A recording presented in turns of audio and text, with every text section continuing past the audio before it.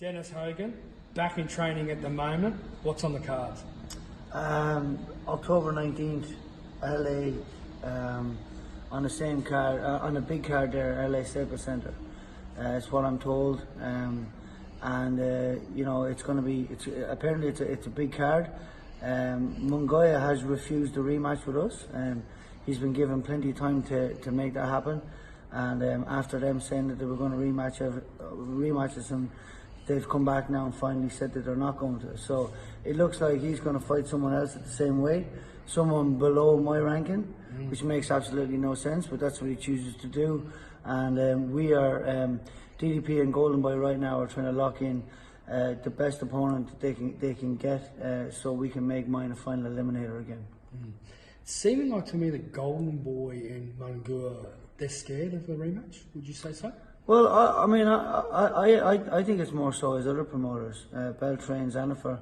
I think that they'd be more so scared of the rematch. They were the ones that were pulling out all the stops over in Mexico to make sure Jaime didn't get a defeat on his record. But and I mean, I've heard that Golden Boy have offered Munguia more money to take the rematch, and they just seem to have been to no avail. So you know, it is what it is. You know. I'm very much looking forward to fighting on the Golden Boy fight again, and if Munguia is on the same card again, then so be it. It will make for an interesting day and certainly an interesting press conference. Yeah, exactly. And obviously, you know, Golden Boy, are they going to actually choose the opponent for you, or your promoters, and they're going to work? Yeah, look, DDP and Golden Boy will work together on that. But you know, obviously for me, it's like, get me whoever I need. This is what I've said. This is what I said from the start. If I can't get Munguia, get me whoever it takes to get Munguia again, and that's just the way I see it. I don't care who it is. I'm ready now to beat everyone. Yeah, exactly.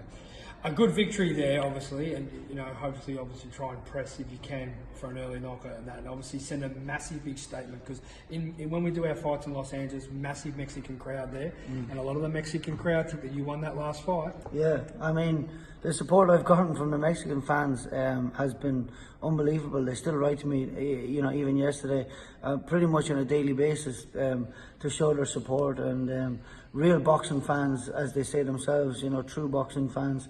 And you know, they really want to see me get my opportunity again, and so you know, I feel the love from them, and I really enjoyed Mexico, Monterrey, and that, and so get a great vibe from them. I really look forward to getting to LA, putting on a show for them, and you know, for the Irish that can travel and the Aussies that can travel, and just putting on a show, like you said, win you know, in an impressive victory, and then that sets me up beautiful then to get Munguia again, I believe.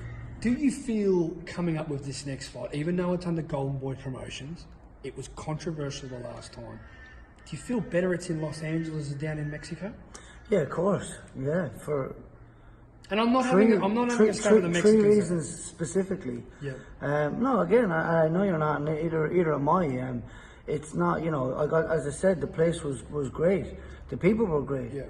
But what was allowed to go on down there was incredible. So.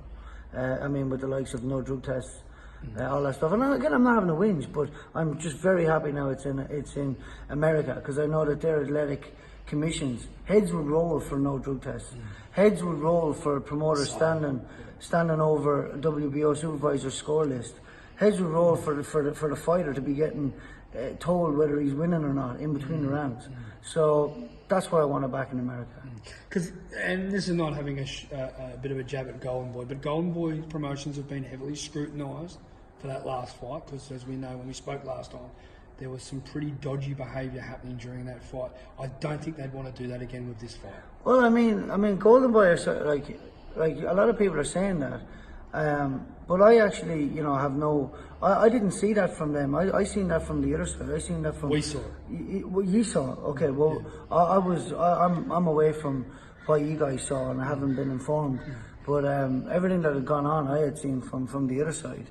And again, that's why I believe that the rematch is so hard to make, because I believe that the other promoters, that, you know, because they would have nothing to gain from a fight like that if Munguia lost, and they've everything to lose. That's why I believe they're in Munguia's ear. Jaime Munguia, Mexican fighter, Golden Boy's sort of next sort of protege underneath Canelo, and his Mexican fans think he lost the fight. How would he feel? Oh, I don't know how you. How would you feel, Irish fans? Message you on Instagram. We live in this new social media world. They all see it. How do you think Munguia feels? Oh, I mean, I can tell you how I would feel. I wouldn't be able to sleep at night if my own country people were messaging him to say, you know, I thought you won the fight, and it's such a shame that that I wouldn't give him the rematch. Like how you got to do. This is boxing. It's about how can he even himself? Never mind what all the fans are saying to him. How can he himself pick someone below me when there's something that needs to be put to bed, big time?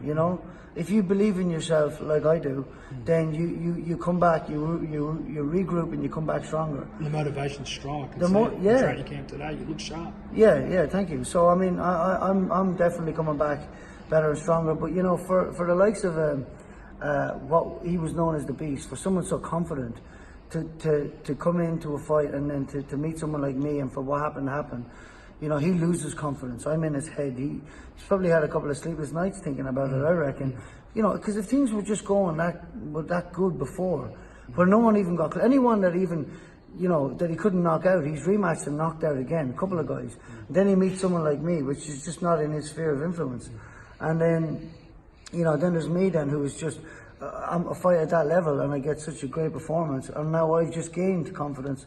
It's not good for him, and I mean, if he believes in himself, it's good for him. He moves on and gets determined and then fights me again. But if not, then he doesn't fight me again, which has happened. You're not hesitant if they try and put you in with someone that's, how can I say it? You're not afraid of anyone that they're going to put you with, because sometimes with promoters and that it could be a bit of a setup. We're going to try and put you in with someone to get that hype around the Munguia rematch. You're not afraid of that one bit? Well, I went to Mexico to fight a world champion. I went to Germany to fight a world champion. Does it look like I'm afraid of anyone? No. Yeah. Situations don't bother me, mate. I dare to be great, and I know I will get those world titles. I just have a faith. I'm working hard to make that a reality. I've got a great team around me, and we will succeed at anything. Whatever games people are playing will backfire, because my vision is too clear. Just a quick one, and what fans don't realise, the last fight, the training camp was only six and a half weeks. Yeah, it was 6 weeks and 3 days. Yeah, 6 weeks and 3 days. We were given. This training camp now with October 19th, it's on. It's going to be a full 10 weeks. I think 12 weeks. You're going to be a lot better prepared for this fight than you were for the Munguia fight. So for your opponent, I'd be looking out. Yeah, this is it. I mean, one of the greatest strategies we have is Glenn in working out a game plan.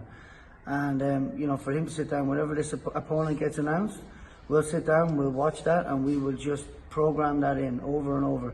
We've got 12 weeks to do it and build up nicely. I will say, in the last lead up, the amount of recovery I had to do was phenomenal. Like, I had to jump high for 6 weeks, actually 5 when you think of it, because there's a taper week, and I had to jump high, very, very fast. So my recovery, I was spending any time out of the gym, I was having ice baths, saunas, I was having physio, I was having chiro, I was having magnesium baths.